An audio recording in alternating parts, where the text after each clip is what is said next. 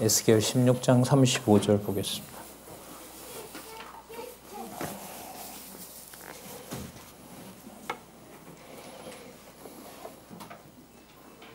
제가 읽겠습니다. 그러므로 너 음부야 여호와의 말을 들을지어다. 나 주 여호와가 말하노라. 내가 내 누추한 것을 쏟으며 내 정든 자와 행음함으로 벗은 몸을 드러내며 또 가증한 우상을 위하여 내 자녀의 피를 그 우상에게 드렸은즉 내가 저의 즐거워하는 정든 자와 사랑하던 모든 자와 미워하던 모든 자를 모으되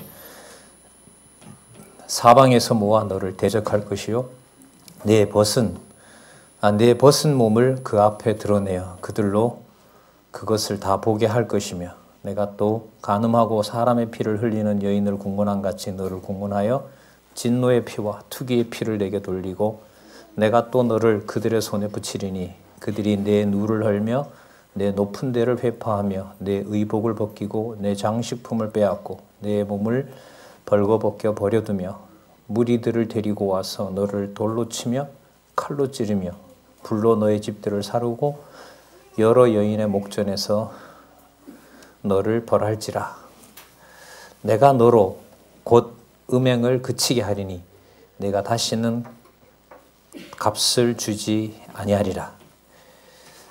41절까지 일단 읽었습니다. 한 절을 남겨놓고요. 두 절 설명을 드리고 읽고 그 다음으로 가도록 그렇게 하겠습니다. 여러분 교재 참조하실까요? 우리 성경 강론 11권요. 5973페이지에 보시면 지금 읽었던 16장 35절에서부터 63절까지에 대한 요약이 나와 있습니다. 멸망하는데요. 그 이유가 뭐냐면 죄로 인한 멸망입니다. 그 죄는 어떤 죄였냐 하면 동그라미 1에 보면 행음죄였습니다. 그 행음죄로 인해서 예루살렘이 멸망한다는 거죠. 그리고 이 예루살렘 멸망을 북쪽 이스라엘 다음에 남쪽 유다의 멸망과 연관되면서 동시에 전체 이스라엘의 멸망이라고 얘기를 하고 있습니다. 그러니까 지금 설명하고 있는 내용은 남쪽 유다 설명인데요. 멸망 설명인데 에스겔 1장에서부터 시작하는 내용은 뭐냐면 이스라엘 설명이라고 얘기를 합니다. 맞죠? 아니에요? 이스라엘 나왔어요? 안 나왔어요? 근데 왜 가만히 있으세요? 이스라엘이 멸망시킨다는 내용을 지금 읽었던 내용에 보면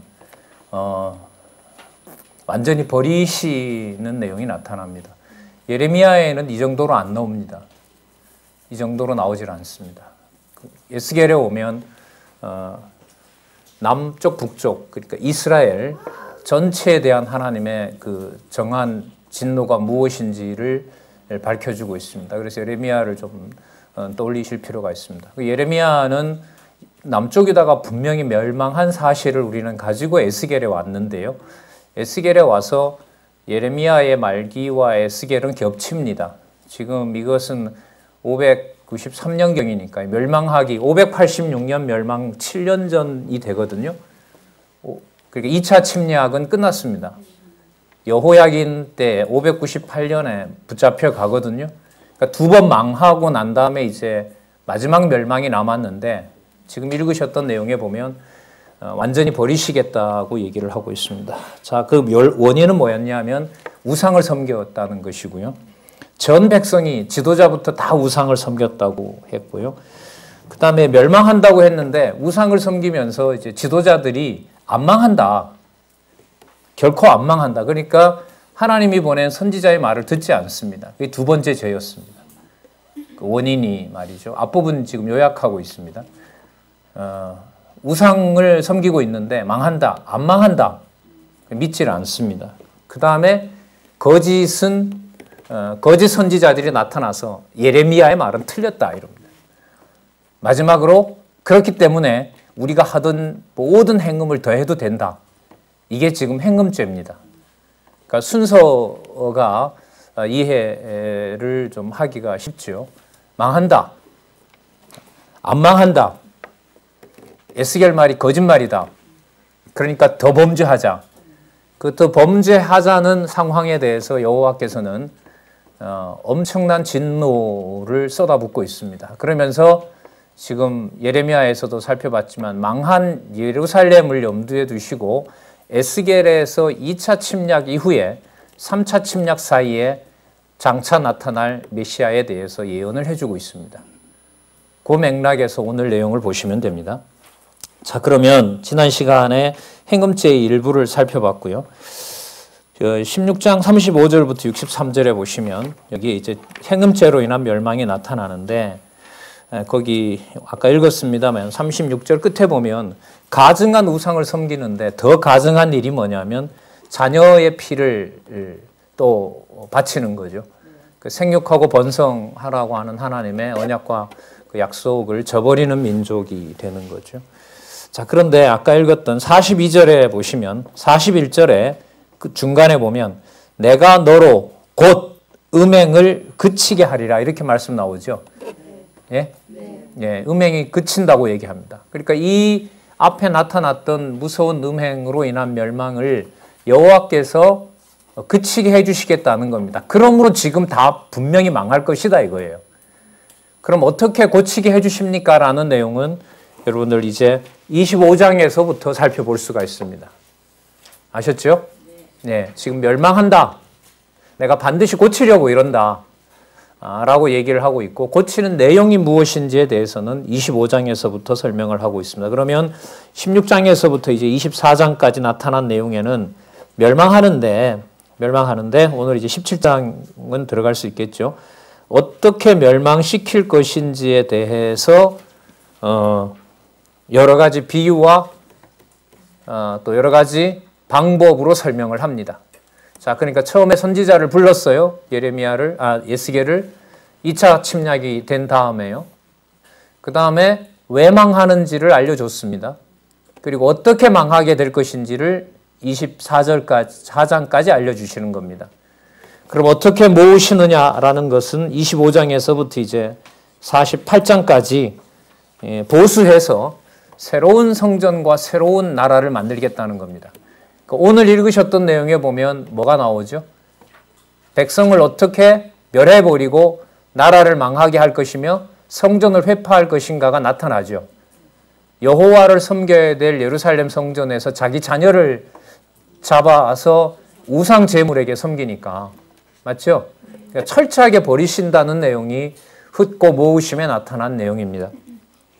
자, 42절에 보면 그리한즉 내가 내게 대한 내 분노가 그치며 내 투기가 내게서 떠나고 마음이 평안하여 다시는 노하지 아니하니라. 그러니까 인간적으로 말씀을 드리면 하나님의 속이 시원할 때까지 남쪽 유다 전체 이스라엘을 다 버리겠다고 하는 내용이 여러분 42절에 평안하여 다시 노하지 않을 때까지 내가 하시겠다는 내용으로 나타나고 있습니다. 43절에 보시면 계속해서 내가가 강조가 되고 있고요. 내가 내 행위대로 내 머리에 보응하리니 내가 이 음란과 내 모든 가증한 일을 다시는 행하지 아니하리라 이렇게 나오죠. 그죠? 다시는 행하지 않게 되죠. 왜냐하면 다 멸해버리니까. 그러면 범죄를 끝내는 것은 누가 끝내야 줘야 가능하죠? 그죠? 예. 그러니까 영적으로도 뭐 그 얘기를 드리면 육체의 소욕은 성령께서 끝을 내주셔야 가능한 겁니다. 그게 여러분 로마서 7장에 있는 사도 바울이 오호라 나는 곤고한 자로다라는 내용에서 실체적으로 이루어지는 거죠. 그리스도는 육의 몸을 입고 있으면서 어떠한 범죄도 하지 않았던 하나님의 아들이시고 진짜 육인의 몸을 지닌 하나님이셨음을, 하나님의 본성을 가진 분이라는 사실을 확증해 주고 있습니다. 자, 여러분 36절에 보면 아까 번역 문제가 하나 있는데요. 내가 내 누추한 것을 쏟으며, 이게 이제 적은 돈을 주고 와서 행음을 하라고 막 유대인들이, 아니 이 예루살렘이 유혹을 하는 거죠. 다른 창녀들은 돈을 받고 하는데 여기는 돈도 안 받을 뿐만 아니라 자기가 자기 비용을 들여서 자기를 망쳐달라고, 자기와 이 예루살렘을 두고 말하는 겁니다. 이방 신들은 신전에다가 돈을 내고 제사를 지내는데 이 백성은 어떻게 된 게 자기가 돈을 들여서 신전을 꾸며놓고 거기에 와서 잘 지내면 또 정도 통한다 그러고 돈도 준다는 거죠. 세상에 이런 민족이 어디 있냐는 거죠. 여호와의 이름을 이렇게 허락해주고 여호와의 이름으로 번성하게 한 수천 년 동안 이 민족이 이런 민족이다. 하나님께서 진짜 버리기로 작심하신 내용들이 여기에 보면 나타납니다. 그래서 그 누추한 것을 쏟으며라는 내용의 재물을 허비하여 이렇게 번역을 하고 있는데요. 이 번역은 좀 앞으로 좀 더 확인해야 될 것 같습니다. 다른 번역에 보면 이제 앞부분에 그 왜 간음했다 그랬잖아요. 간음하고 아주 형편없는 창녀까지 됐다 그러는데 이 부분은 그 율법과 관계해서 보면요. 그 여자들의 어떤 경수가 있을 때는 그 동침하면 돼요, 안 돼요? 안 되죠. 근데 그 중에서도 한다고 이렇게끔 설명도 하고 있어요. 그러니까 이랬든 저랬든 번역, 뭐 사소한 번역 문제입니다만은 진짜 버리지 않으면 안 되는 그런 상황으로 지금 가고 있습니다. 자, 5977페이지에 보면 음녀가 죄로 수치당할 것과 그 다음 볼까요? 모두 뭐 한다? 회복된다. 여러분 여기 보면 이제 아브라함의 후손이다 이런 말을 도저히 못하게 합니다. 그러니까 너네들의 어미와 너네들의 자매와 너네들의 형이 누군지 지금부터 가르쳐 주겠다 그럽니다. 그럼 조상이 누구죠? 유대민족의? 아브라함 맞아요? 아니라는 거예요, 여기서부터. 여기는 그렇지 않다고 그래요. 그러니까 확 바꿔버리는 거예요. 그러니까 모형적 언약을 폐기한다는 것이요. 단순한 문제가 아니라 하나님께서 진짜 죄를 더해서 이스라엘 전체를 버리는 것과 관련된 핵심적인 증거가 여러분 16장 44절부터 55절까지 나타납니다. 부분 찾아 읽어볼게요. 45절 봅니다. 너는 그 남편과 자녀를 싫어한 어미의 딸이요. 남편과 자녀를 좋아해야만 되죠. 왜? 언약 자손을 낳아야 되니까. 그런데 낳아놓고도 별로 값어치 있게 생각 안 한다는 거죠. 그 말은 결국 누가 해주신 약속을 배반한다는 거죠. 여호와께서 해놓은 세워주신 언약을 배반한다는 거죠. 그러면서 뭐라 그러냐면 너는 그 남편과 자녀를 싫어한 형의 자매들의 동생이다. 언니들의 동생들이다. 이렇게 얘기를 합니다. 내 어미는 누구라 그래요? 아버지는 누구고요? 그리고 좌편에 있는 자매는 사마리아고요. 아우는 누구냐 하면 소돔이라 그러죠. 바꿔버립니다. 여러분 이게 하나님께서 모형적 언약을 끝낸다는 말이 바로 이 말씀이에요. 좀 더 심각하게 말씀드릴까요? 대한민국에서 성경을 하나님 말씀으로 가장 좋아하는 분들이 여러분이죠. 아니에요? 다른 데 성경 신학 있어요? 그럼 여기 왜 오셨어요? 다른 데가 강의 듣지? 맞잖아요. 그런데 하나님께서 세상 성경을 더럽게 만드는 자가 너희들이다. 이런 말하고 똑같아요, 이게 지금. 작심하고 버리시는 거죠. 무서운 진노죠, 진짜. 그러니까 이런 것들을요, 여러분.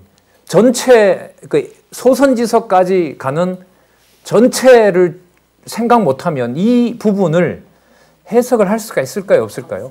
없어요. 없습니다. 그래서 여러분 성경 신학에서 언약 성취 섭리사라고 하는 것이 굉장히 중요합니다. 언약하고 성취한 것을 누가 이루신다? 지금 오늘 방금 읽어보셨던 이 내용을 상식적인 틀과 기존의 아브라함 좌손이라는 걸 가지고 해석하려고 하면 할 수 있겠어요? 절대로 할 수가 없죠. 명시가 되어 있는데 누구의 후손이라고. 아브라함의 후손이고 내 집과 내 나라가 영원하리라고 약속이 되어 있는데 이것은 그러면 이건 비유일 거야. 나머지도 그럼 다 비유여야죠. 왜 이것만 비유여야 돼요? 그래서 여러분들이 에스겔서 내용이요. 상황을 보면 예레미야가 더 처참한 것 같지만은요.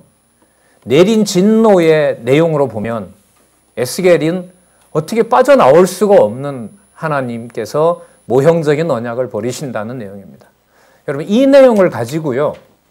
그리스도가 오셔서 유대인들을 책망합니까? 아니면 그들을 말씀으로 계도합니까? 독사의 자식들이라 그러고요. 너희들의 아비는 요한복음에 가면 급기야 뭐라 나오죠? 너희들의 아비는 누구라? 마귀다 그러죠. 마귀다 그럽니다. 그래서 이 맥락에서 이해를 하시면 저게 예수님 때 와서 버린 게 아니라 이미 언제 버린 여기 보시는 대로 언제 버린 예루살렘을 버릴 때 하나님께서는 이 모형적인 언약을 이미 끝을 냈구나.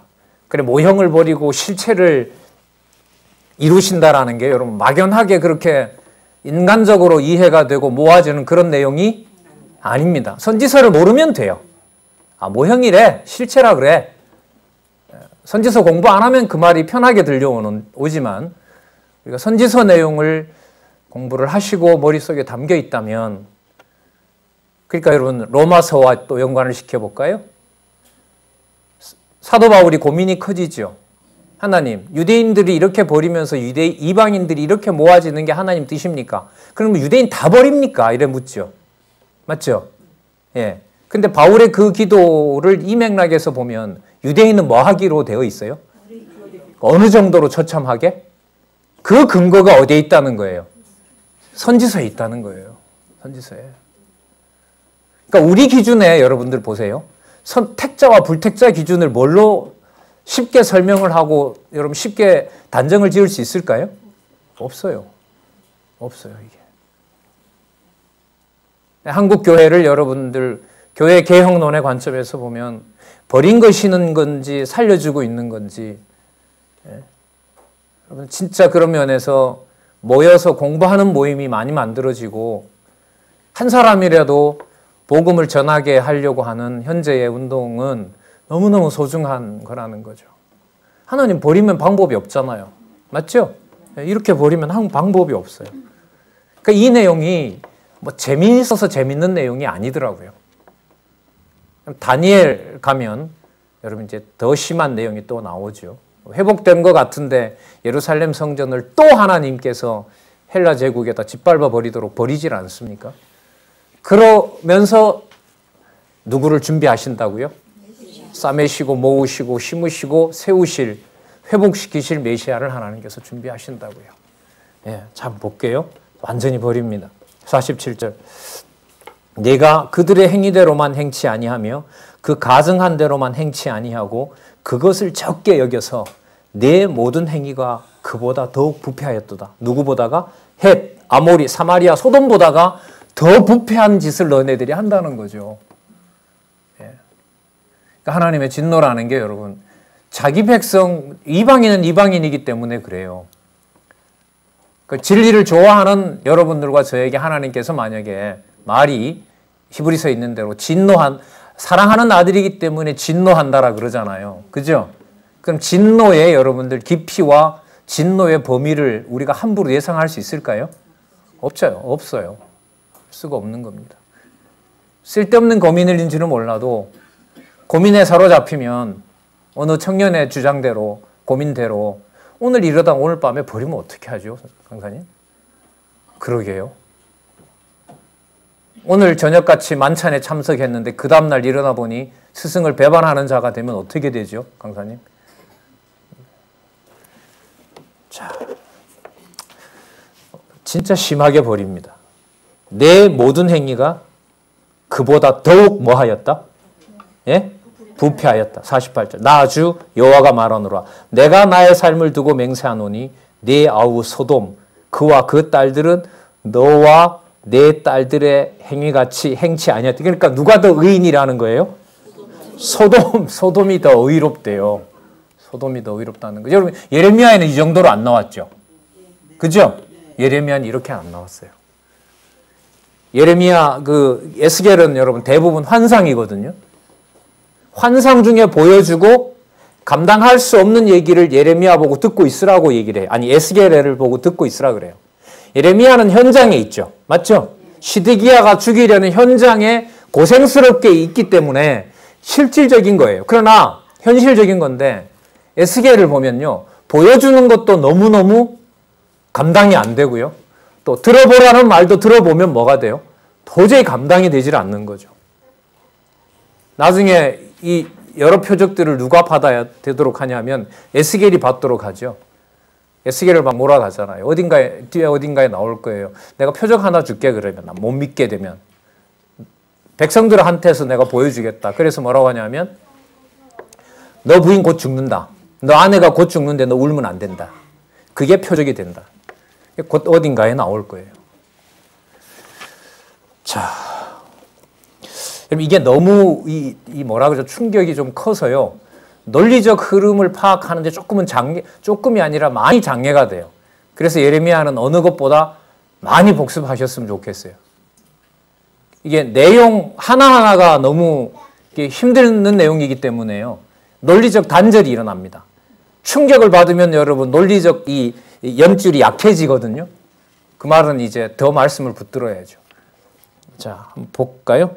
51절에 보시면 사마리아는 내 죄의 절반도 넘지 아니하였느니라. 그럼 어디보다 더 범죄했다는 거죠? 이미 망해버린 북쪽 이스라엘보다 더 범죄했다는 거죠. 예. 51절이죠. 내가 그들보다 가증한 일을 심히 행한 거로 너의 가증한 행위로 내 형과 아우를 오히려 의롭게 하였느니라 그럽니다. 그래서 이러한 평가 때문인 이렇게 평가하면서 마지막 날은 소돔과 고모라도 돌아온다라고 얘기를 합니다. 소돔과 고모라. 그러니까 버림받았던 자들도 그러면 여러분 이렇게 되면 뭐가 되냐면 소돔과 고모라의 이방인들이겠죠. 이방인들이 돌아올 때 이렇게 망해버린 유대인들이 이방인 보고 우리 예루살렘에 오지 말아라는 말을 할 수 있어요? 없어요? 없죠.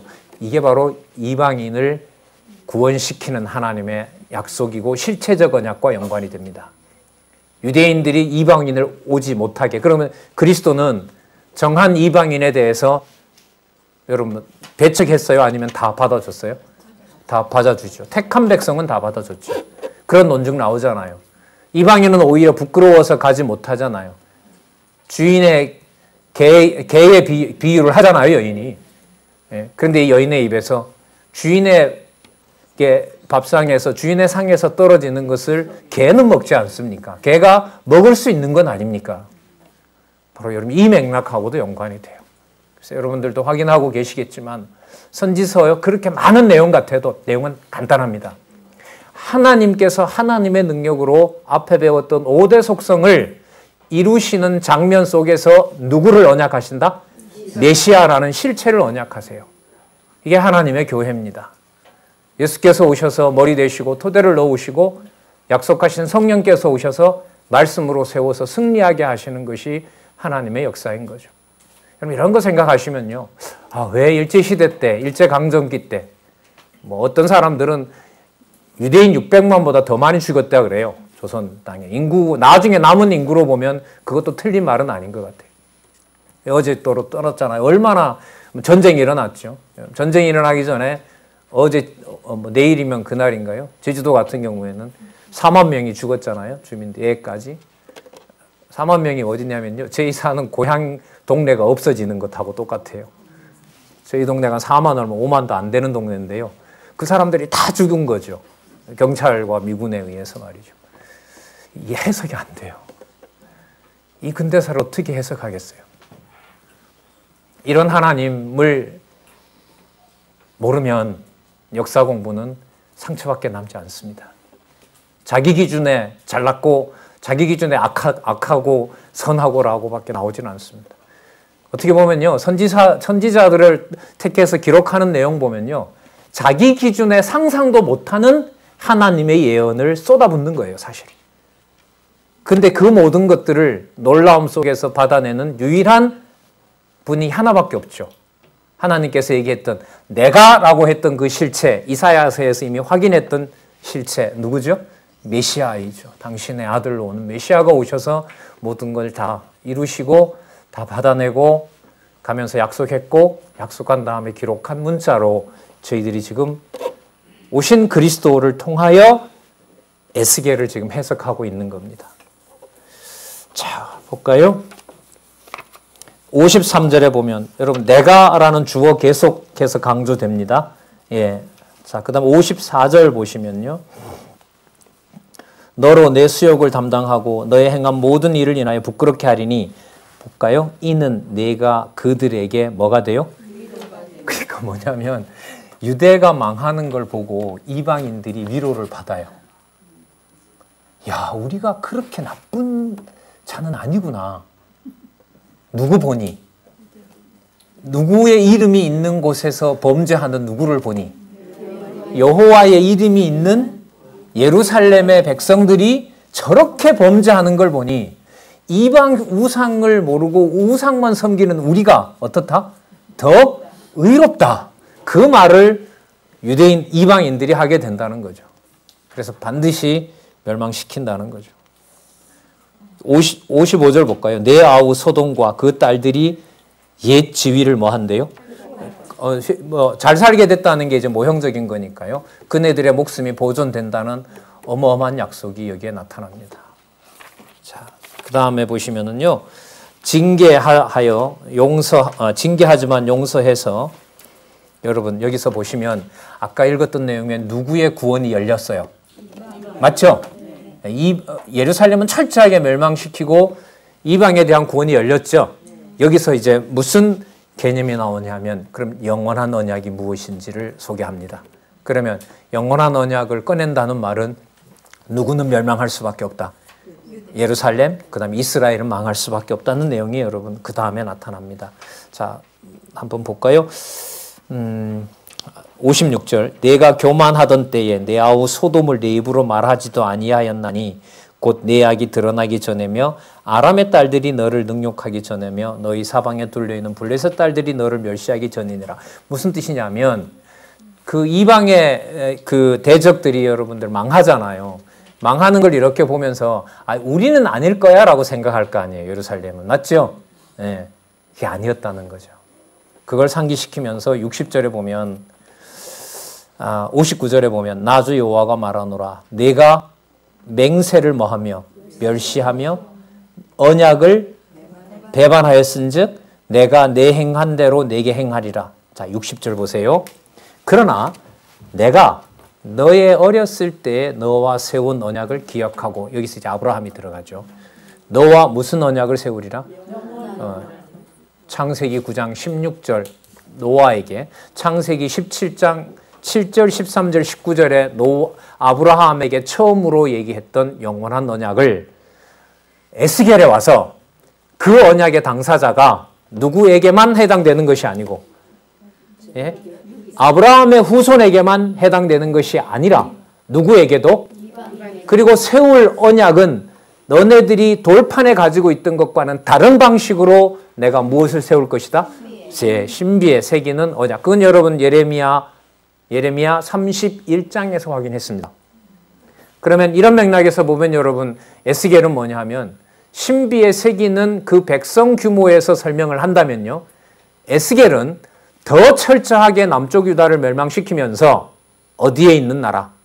하늘에 있는 나라, 하늘나라, 예? 하나님 나라, 그리스도가 통치하는 나라의 그림을 어디에 와서 더 상세하고 구체적으로 그려준다? 에스겔에 와서. 파괴는 더 어떻게 시키면서? 철저하게 시키면서. 그래서 여러분들 선지서의 두 구도는 그리스도를 이해해 가는데 그리스도가 이루시는 언약 성취에 너무너무 중요한 근거가 된다. 거듭해서 말씀을 드렸습니다. 영원한 언약을 세우리라. 61절 내가 내 형과 아우를 접대할 때, 이건 이방인을 말하는 겁니다. 그러니까 이방인과 누가 함께 될 것이다? 유대인이 함께 될 것이다. 유다의 나라가 함께 될 것이다. 이 말씀이에요. 너와 내 형과 아우를 접대할 때, 맞이할 때에 내 행위를 기억하고 부끄러워할 것이라. 여러분 그때 가서 진짜 우리가 못한 짓 했지 기억이 나면서 자 돌아오는 자기네들에게 들어오는 이방인들을 여러분 뭐라고 정죄할 수가 있어요? 없어요? 이젠 더 이상 없죠. 그래서 함께 자녀되자라는 것을 받아주죠. 그럼 여러분 이 내용의 맥락을 알면서 예수님께서 몇 번 용서하면 되는데요? 70번씩 70번, 7번씩 70번. 바로 이거죠. 그래서 여러분들 요한복음에 가면 아주 중요한 개념이 나오죠. 하나님이 무엇을 이처럼 사랑하사?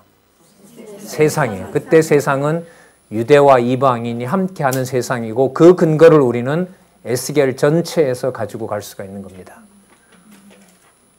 연결되죠? 예. 무엇을 어떻게 버리면서? 유대인을 너네들의 아비는 막이라고 버리면서 나는 내가 한 마리 양이라도 잊어버리면 안 되기 때문에 내가 아버지의 일을 하러 세상에 왔노라. 그게 여러분 요한복음에 그리스도가 가신 신성의 인성을 입으시고 신성의 역할을 확증하는 내용이 뭐냐면 복음서입니다. 그래서 여러분들 복음서는 직임에서부터 본성까지 선지서가 여러분 근거가 되고 바탕이 되어야 구절 하나하나가 요한복음 마지막 장 마지막 절에 나오는 대로 다 기록하면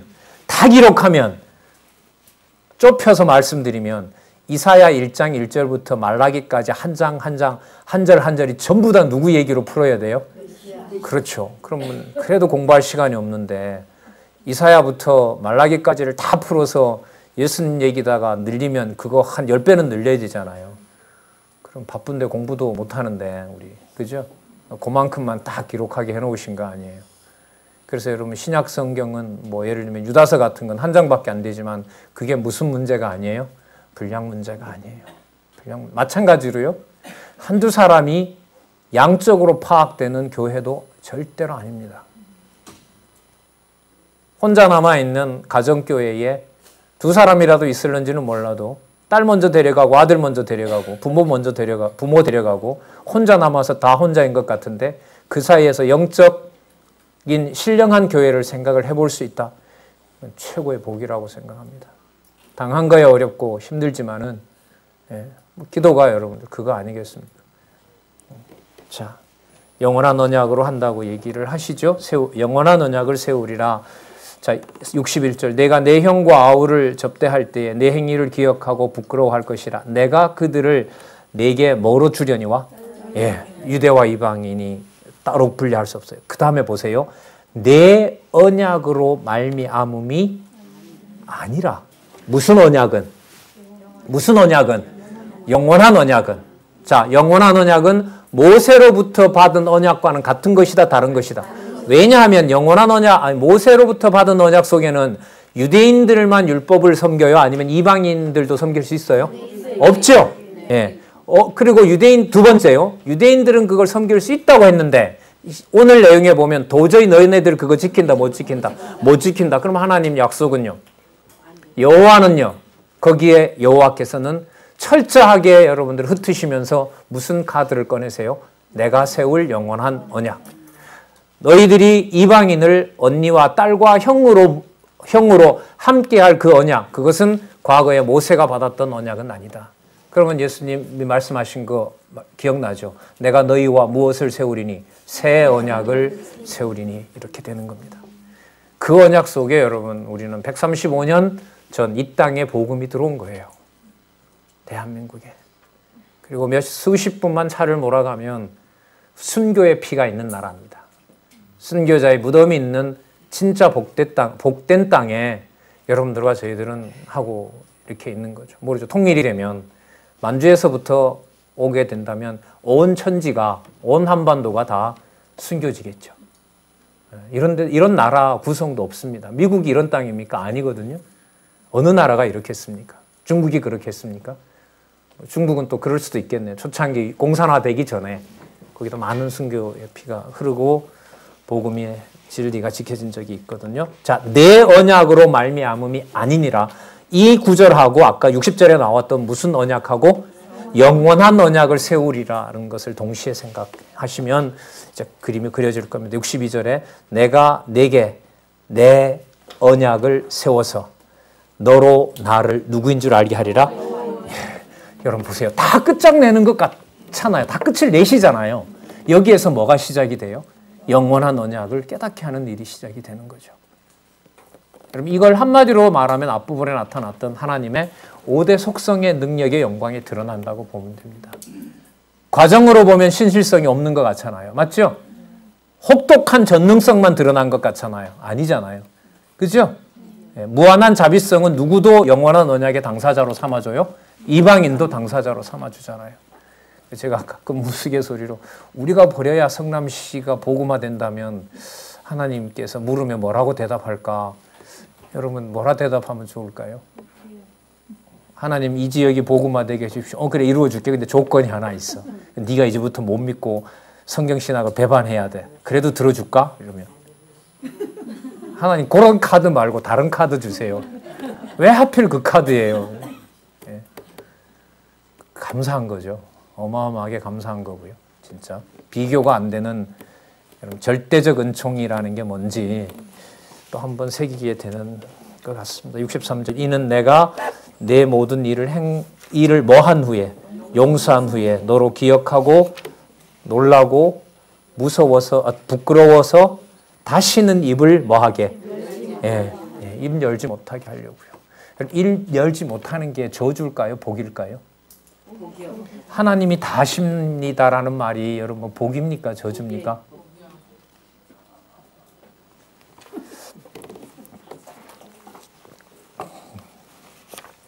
그걸 사람이 하는 게 아니죠. 누가 해요? 여호와께서. 그러면 유대인들이 입을 열지 못하는 것은 우리는 적어도 너희들과는 달리 하나님을 잘 섬기는 민족이다라는 말을 할 수 있게 한다는 거예요? 못하게 한다는 거예요? 못하게 한다는 거죠. 그러면 여러분 누가복음에 있는 대로 단지 맡겨주고 빼앗아가지 않고 잘 관리도 못하는데 복음 가지고 있도록 해주신 처절한 무익한 종에 대한 감사함이 큰 거죠. 사실. 너 잘했다. 아닙니다. 무익한 종입니다. 단지 해야 될 걸 하도록 해주셨을 뿐입니다. 네. 자, 멸망 방법이 나옵니다. 자, 17장 20절에서부터요, 그 24장까지 방법이 나타나는데, 여기 보면 여러분들 비유가 나타납니다. 예수님께서도 비유로 예루살렘 멸망을 얘기 많이 하셨는데요. 자, 여기에 보시면 비유를 통하여, 여러분, 비유의 특징은 뭐라고 할 수 있죠? 안 가르쳐 주면 몰라요. 들을 자만 들을 수 있는 것이 여러분들 비유의 내용이죠. 여러분 17장 1절에서부터 10절에 보시면 거기 세 비유가 나오죠. 백향목, 자, 그 다음 두 독수리, 그 다음 포도나무. 여러분 안 읽어오셨으면 좀 어려울 거고요. 읽어오셨으면 지루할 거고요. 하지만 저는 이제 그 중간의 길을 가려고 합니다. 간단하게 말씀을 드리도록 하죠. 여러분 백향목은 뭐냐면 2차 침략에 망해버린 여호야긴, 잡혀가 있는 여호야긴, 바벨론에요. 그리고 두 독수리는 누구냐 하면 예루살렘이 여러분들 망할 때 유대인은 누구에게 붙고 싶어 합니까? 애굽에 붙고 싶어 하죠. 근데 하나님께서 붙지 말라 그러죠. 왜? 그 바로누고를 쳐버린다라고 얘기하잖아요. 자, 그러면서 바로누고를 치고 누구에게 복종하라 그래요? 느부갓네살에게 복종하라 그러죠. 근데 유대인들은 누구를 버리고 누구에게로 가려 그래요? 느부갓네살에게 가라는 예레미야의 말은 안 따르지 않고 누구에게? 애굽으로 가려고 하죠. 왜? 애굽이 손을 벌리고 기다리니까. 와라, 우리가 보호해 주겠다. 그게 여러분 두 독수리입니다. 두 독수리입니다. 그러니까 여러분 애굽이 답입니까? 아니면은 느부갓네살이 다릅니까? 대답 잘 하셔야 되는데. 그러니까 여러분 이 에스겔을 통해서 이 얘기를 하는 게 선택을 잘하라. 이게 목적일까요? 아니죠. 누구에 대한? 그렇죠. 느부갓네살도 아니고 바로누고도 아니고 누구요? 여호와. 그렇죠. 여호와. 근데 우리가 어려워지게 되면 손을 벌려주는 사람한테 뭐 합니까? 갈 수밖에 없죠. 여기에 이제 경고장이 있는 거죠. 사실 보면. 말씀으로 붙잡아 주지 않으면 그쪽으로 마음이 갈 수밖에 없는 거죠. 포도나무는 여러분들 누구냐 하면 이제 임박해 오고 있는 멸망을 기다리는 시드기야. 아셨어요? 그러니까 여러분 백향목과 포도나무 사이에 있는 거죠. 자, 이미 붙잡혀간 백향목인 시드기야. 여호야긴. 죄송합니다. 여호야긴. 자, 장차 다가오는 멸망을 맞이해야 될 왕 포도나무인 누구? 시드기야. 그 사이에서 유혹하고 몰려오고 있는 바벨론. 그리고 자기네들한테 오면 살려준다고 하는 누구? 애굽. 그 이제 관계 속에서 여러분 17장 1절에서부터 10절까지 내용이 이렇게 되어 있습니다. 그러니까 여러분 이미 어디는 망했냐 하면 백향목은 망한 거죠. 왜냐하면 여호야긴이 잡혀갔거든요. 왜냐하면 이 에스겔 1장 1절이 뭘로 시작이 돼요? 여호야긴이 잡혀간 지 5년 후에 이렇게 나오거든요. 무슨 말씀인지 아시겠죠? 그러니까 그걸 지금 앞에서부터 설명하는 거죠. 뭘 가지고? 비유를 가지고. 무슨 말씀인지 아시겠죠?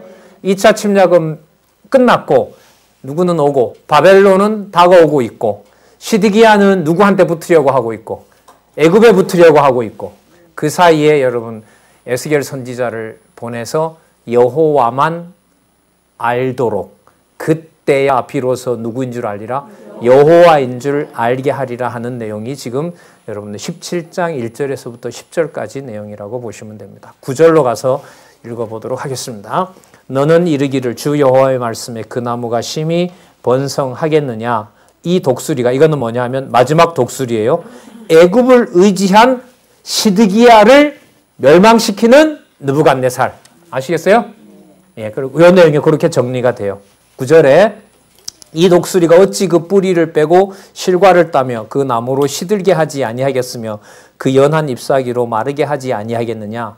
많은 백성이나 강한 팔이 아니라도 그 뿌리를 뽑으리라. 그러니까 완전히 뽑아버려서 여러분들 흩어버린다라는 내용이 바로 9절에 나타난 이 독수리는 자, 이 본문과 연관해서 정리를 하면 애굽을 의지한 시드기야를 멸하는 느부갓네살 이렇게 정리하면 이제 비유의 핵심을 알 수 있게 되겠죠. 그 다음에 보면 수수께끼와 비유의 해석으로 무엇의 멸망을 예언하죠? 예루살렘의 멸망을 예언합니다. 더 정확하게 말씀드리면 예루살렘을 멸망시킬 것을 예언합니다. 누가요? 누가요? 예, 바벨론이 아니라 누가 주어가 되죠? 여호와께서 이렇게 됩니다. 자, 14절 볼까요?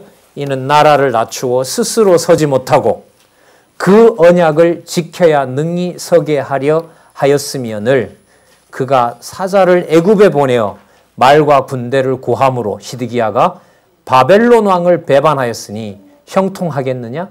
이런 일을 행한 자가 피하겠느냐? 언약을 배반하고야 피하겠느냐? 그래서 애굽에 뭔가 가능성을 보고 있던 자들에게 반드시 망한다라는 경고가 비유를 통해서 지금 전달이 되고 있는 겁니다.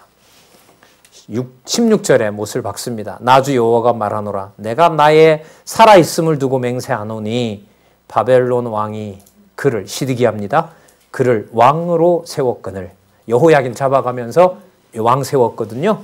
자, 그가 맹세를 업신여기고 언약을 배반하였은즉 그 왕에 거하는 곳 바벨론 중에 함께 있다가 죽을 것이라. 바벨론으로 잡혀가잖아요. 두 눈이 뽑혀서, 그죠?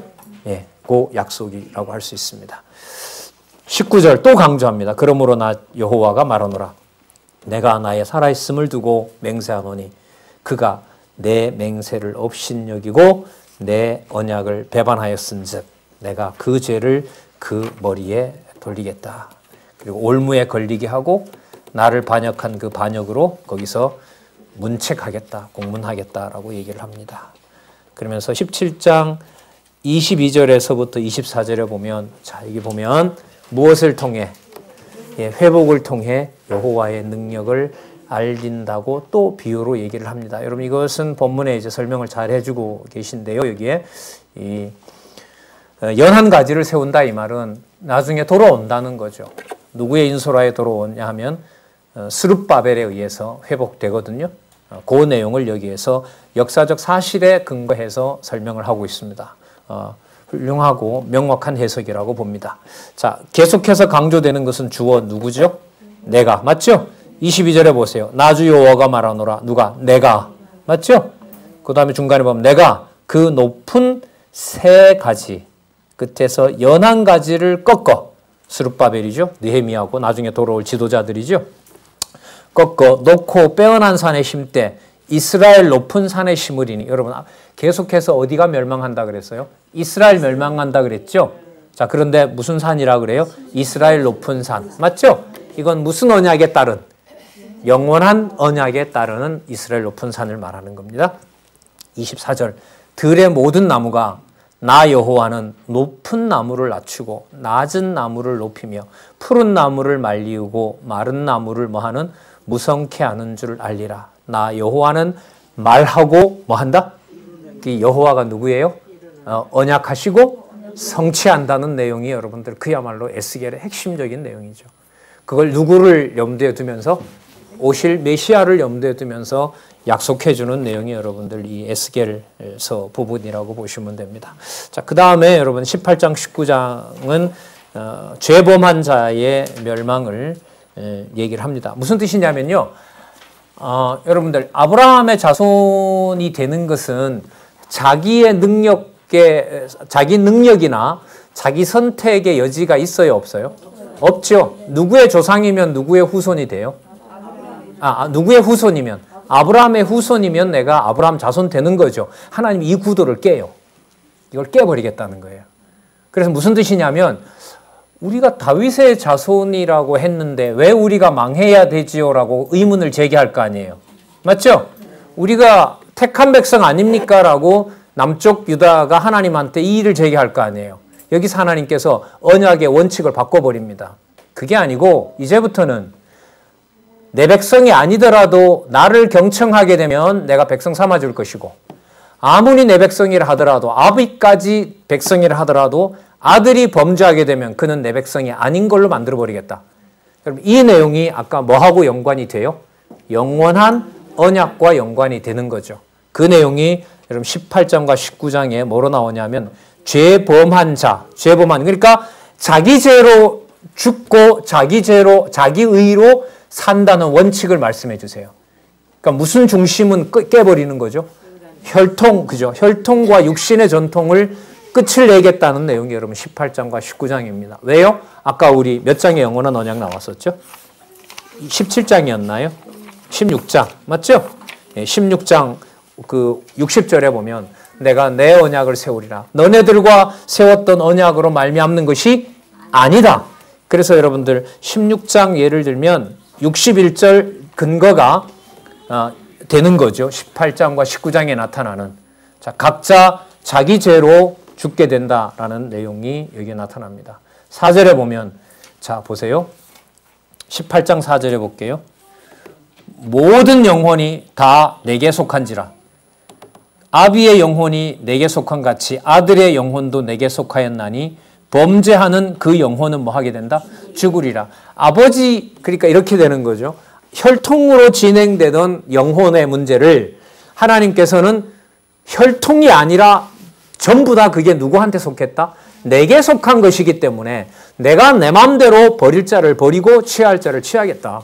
그래서 영원한 언약과 연관해서 본다면 여러분들 17장에서부터는 무슨 구도가 깨어져요? 모형적인 세상적인 혈통적인 언약의 방식은 뭐 하게 된다? 깨져버린다. 깨버리겠다라는 것이 여러분들 18장과 19장입니다.